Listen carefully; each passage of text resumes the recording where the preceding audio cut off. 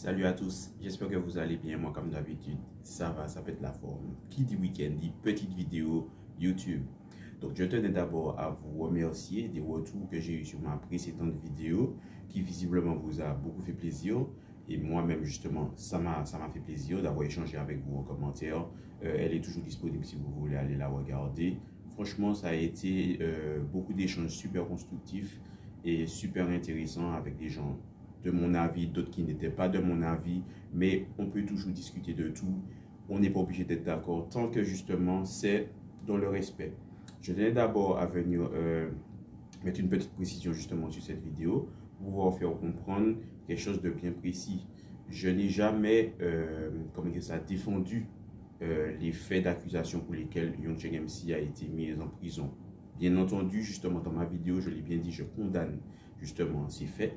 Je ne suis vraiment pas, comment dire ça, d'accord avec ça. Moi, ce que je voulais pointer du doigt dans la vidéo avant tout, c'était au-delà du fossé générationnel et tout ce qui tourne autour de, voilà, si vous voulez savoir plus, regarder la vidéo, je voulais surtout pointer du doigt l'hypocrisie du poids, du mesure dans notre société aux Antilles où on va aller big up les, comment dire ça, les artistes qui ont commis des faits graves ou moins graves et les excuser de tout et condamner facilement et totalement un artiste antillais quand il s'agit de lui qui a justement fauté. C'est juste ça que je voulais dire, mais en aucun moment je n'ai défendu Young Cheng MC sur ce qui a fait qu'il est tombé en prison. Il méritait totalement de tomber en prison. Il est tombé en prison, il a purgé sa peine. Voilà. Maintenant, je voulais justement parler d'un sujet qui va dans le sens, c'est-à-dire dans la continuité de ce dont on parlait, la violence aux Antilles. Et quand je parle de violence, je peux parler de violence sur beaucoup justement d'aspects, puisqu'il n'y a pas qu'un seul style de violence, qu'un seul type de violence. Et nous, aux Antilles, nous sommes totalement, et je dirais bien totalement, embrigadés, je dirais, dans cette violence sur plusieurs points. Donc, je voulais aborder ces points-là dans la vidéo, pas de façon, on va dire, de façon plus ou moins globale, pas pouvoir découvrir chaque point parce que sinon la vidéo elle serait super longue. Et quand on sait qu'aujourd'hui, avec toutes les distractions que nous avons la capacité de concentration d'un enfant de 2 ans, je ne voudrais pas faire en sorte que la vidéo soit trop longue pour ne pas vous ennuyer.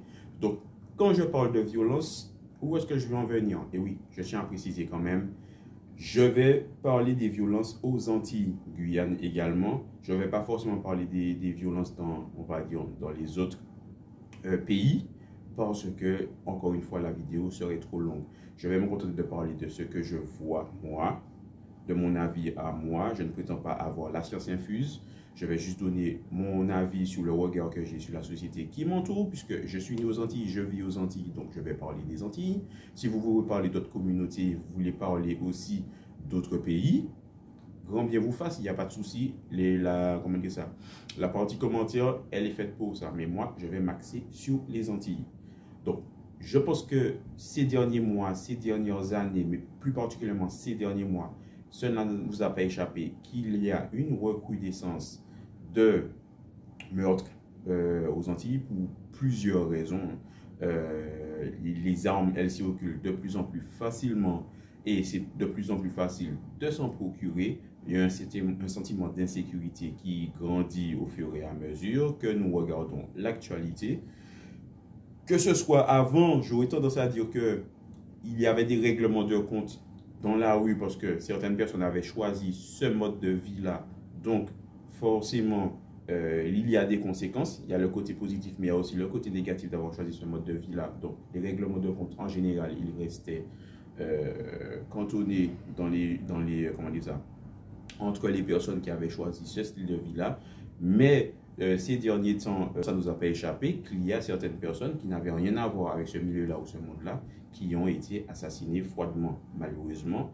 Et on a une grande pensée pour eux et leurs familles, justement, pendant qu'on fait cette vidéo, parce que personne ne devrait avoir à vivre ça. Je tiens à préciser, personne ne devrait avoir à vivre ça. Et c'est un fait, nous sommes dans une société où la violence est de plus en plus présente. Sur nos écrans, dans la rue et un peu partout. Et donc, ça nous pousse des fois à réfléchir à si on doit sortir ou pas sortir pour justement pouvoir retourner indemné en un seul morceau. Donc, moi, je voulais faire cette vidéo-là pour pouvoir essayer d'analyser pourquoi cette recrudescence de violence. Alors, je pourrais aborder la vidéo sur plusieurs points, mais je vais mettre les pieds dans le plat. Il y a beaucoup d'armes qui circulent, mais je pense qu'il y a... nous sommes un territoire insulaire, donc nous sommes sur une île. Voilà. Il y a beaucoup de choses qui peuvent circuler facilement. Il y a beaucoup de points d'entrée sur beaucoup de choses parce que nous sommes en proximité avec l'Amérique du Sud pour le trafic de drogue, mais aussi pour le trafic d'armes. Nous sommes aussi à proximité de certaines îles qui sont justement réputées pour justement leur taux de violence élevé et certaines personnes qui vont fuir ces îles-là pour pouvoir venir se réfugier ici. Alors, je ne dis pas que les ressortissants sont tous coupables. Voilà, c'est uniquement eux qui sont coupables des faits que nous avons relayés auparavant, mais il y a une partie d'eux justement qui sont coupables dans ces méfaits-là. Donc, premièrement, je parlerai de l'insularité et du fait que nous sommes justement une sorte de plaque tournante pour le trafic de drogue, mais aussi pour le trafic d'armes. Deuxièmement, je dirais, on va parler du taux de chômage. C'est important d'en parler parce qu'il n'y a pas vraiment d'avenir où il faut se battre pour pouvoir avoir un emploi où justement nous sommes sous-payés, que tu aies fait des études ou que tu n'aies pas fait d'études.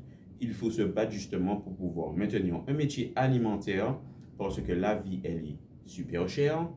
Vivre aux Antilles, c'est très difficile sur plusieurs points, mais vraiment sur le point justement de la recherche d'emploi, d'avoir des emplois épanouissants pour pouvoir être payé de façon intéressante. Je ne dis pas qu'ailleurs c'est plus vert, mais c'est super difficile. Le taux de chômage, il est super élevé. La jeunesse se retrouve souvent sans emploi, donc essaie de se débrouiller comme il peut. Donc, ça peut donner lieu à justement à certaines choses. Le fait que nous sommes dans une société où on voit tout le monde qui a tout de suite maintenant, donc ça peut pousser certaines personnes à aussi vouloir tout de suite et de façon pas très catholique, je dirais ça. Et donc, ça pousse certaines personnes à faire des méfaits. Donc, il y a cette violence-là qui est présente, la frustration de ne pas trouver un emploi, la frustration de devoir vivre avec le strict minimum ou encore moins que le strict minimum. Je pense que cette violence-là, qui est la violence économique, est aussi présente de façon pérenne malheureusement, mais de façon brutale dans notre communauté. Donc oui, après la violence physique, avec les armes, les règlements de compte et les meurtres, la violence économique, comme je l'ai dit, elle est bien présente en Martinique. Ça fait plusieurs années qu'on nous promet du changement, ça fait plusieurs années qu'on nous promet des baisses sur les prix, mais ce que nous constatons année après année, ce n'est pas une baisse, mais c'est une hausse des prix, avec justement des prix qui sont 4, voire 5, voire 6 fois plus chers qu'en hexagone, d'accord, donc c'est-à-dire en France, j'ai même envie de dire en France, puisque est-ce qu'on nous considère vraiment comme Français quand on voit l'écart de traitement qu'il y a aux Antilles et en France, la différence de traitement elle est telle que franchement on se pose des questions. Sommes-nous vraiment considérés comme des Français ou sommes-nous uniquement considérés comme Français quand ça les arrange? La question, je l'ai posée, la réponse, à vous de la donner. Donc après avoir parlé de la violence, on va dire, des armes et de la violence économique, il faut aussi parler de la violence conjugale. Parce que oui, il faut en parler, la violence conjugale, elle est là. Elle peut être taboue si vous voulez, mais il faut en parler. Nous sommes en 2023, il faut en parler et il faut reconnaître que cette violence-là, elle est omniprésente dans les foyers aux Antilles, d'accord? Et il faut aussi reconnaître que la majorité des gens qui sont victimes de ces violences sont bien évidemment les femmes. Le taux de féminicide aux Antilles est très élevé. Comment cela peut s'expliquer? Je vais essayer d'expliquer en fin de vidéo, ou essayer aussi de donner peut-être des solutions, je ne sais pas. Mais si on parle de violences faites aux femmes, il faut aussi parler des violences faites aux hommes, qui sont bien évidemment peut-être moins présentes et moins nombreuses, mais il faut en parler. Parce que nous vivons dans une société justement où, on va dire, la virilité de l'homme est souvent mise à rude épreuve. Et un homme qui va subir des violences conjugales chez lui ne va pas oser aller justement dénoncer cela ou ne va pas oser aller parler de cela. Et on va parler de ça autour de moi. La question, elle revient à chaque fois qu'on va poser la question à une femme de notre famille ou à une amie à nous. Franchement, un homme qui se fait justement violenter par sa femme, qu'est-ce que ça te fait? Ça te fait ressentir quoi? À quoi ça te fait penser? quasiment à l'unanimité, à un homme qui manque de virilité. Donc forcément, comme on dit ici, un petit doudou. Donc les gens n'iront pas parler, les gens vont préférer garder ça secret. Déjà que bon, les violences conjugales en général sont très tabous aux Antilles, l'homme qui se fait violenter n'ira pas parler. Donc quand on parle de violences conjugales, il faut parler des violences conjugales qui sont faites aux femmes, mais il faut parler des violences conjugales qui sont aussi faites aux hommes. Je tiens à préciser, je ne compare pas. Je dis juste qu'il faut en parler. Voilà. Les solutions qu'on pourrait trouver justement pour ce genre de violence-là, moi je pense que c'est l'éducation. Je pense que tout commence au berceau. Il faudrait arrêter que certaines familles arrêtent d'éduquer leurs garçons comme étant justement des coqs de la basse-cour qui peuvent justement se taper tout ce qui, comment dire ça, tout ce qui passe sur leurs mains, mais aussi d'excuser tous les actes de violence que peut-être justement commettront leurs fils, c'est-à-dire les défendre contre vents et marées, malgré le fait que justement ils ont été éduqués dans un certain laxisme, dans une certaine tradition, que la violence conjugale, c'est normal. Je pense que ça commence au berceau, il faut les éduquer à ça, que ce n'est pas bien. Et quand je parle des femmes, je vais parler aussi maintenant des hommes qui doivent avoir justement une démarche responsable envers leurs garçons pour leur apprendre certaines valeurs, mais aussi la valeur de ne pas fuir devant les responsabilités, parce qu'il y a tout ça qui entre en compte. Et au final, que ce soit homme, que ce soit femme, c'est-à-dire que ce soit mère, que ce soit père, nous sommes tous responsables de justement cette violence latente. Quand je parle de violence justement conjugale. Quand j'ai parlé des hommes, des petits garçons, je vais parler aussi des petites filles. Que ce soit le père ou que ce soit la mère, ne pas élever la fille comme justement en lui expliquant que ce genre de choses-là, c'est normal. Expliquer que par exemple, un homme qui va, on va dire, tromper sa femme à droite, à gauche, aller pour virer, c'est normal, mais aussi une femme qui se fait battre, d'accord, c'est normal, mais l'homme, il est tellement important, il a peut-être tellement d'argent, il te met déjà tellement bien financièrement, tu ne vas jamais retrouver quelqu'un comme ça, donc prends ton petit mal en patience. Une gifle, une baffe de temps en temps, ça n'a jamais fait de mal à personne. Regarde mamie, elle a vécu avec papy qui la battait. Est-ce qu'elle en est morte? Non, elle n'en est pas morte. Regarde ton père et moi, il a déjà levé la main sur moi. Ça fait que justement, je ne suis pas mort jusqu'à présent. Notre mariage, il est toujours solide. On vit toujours bien. Donc, une baffe de temps en temps, ça ne pose pas de problème. Et oui, il y a trop souvent ce genre de discours-là dans notre société. Il y a aussi trop souvent d'hommes qui usent justement de l'emprise qu'ils ont sur leurs femmes pour justement pouvoir les maintenir dans la soumission, mais aussi continuer à les battre, ce qui peut amener souvent, très souvent malheureusement, à des féminicides parce que certains hommes ne veulent peut-être plus d'une femme, mais ils n'acceptent pas que cette femme-là puisse refaire leur vie et trouve quelqu'un qui les respecte, qui les aime et qui a envie justement de leur donner le bonheur que ce dernier ne leur a pas donné. Donc, il ne faut pas oublier ça. Ce sont peut-être certaines solutions. Moi, comme j'ai dit, je ne tiens pas, je n'ai pas la science infuse, d'accord? Je donne juste mon ressenti comme un jeune Antillais qui analyse la société qui est autour de lui et qui pourrait donner certaines solutions.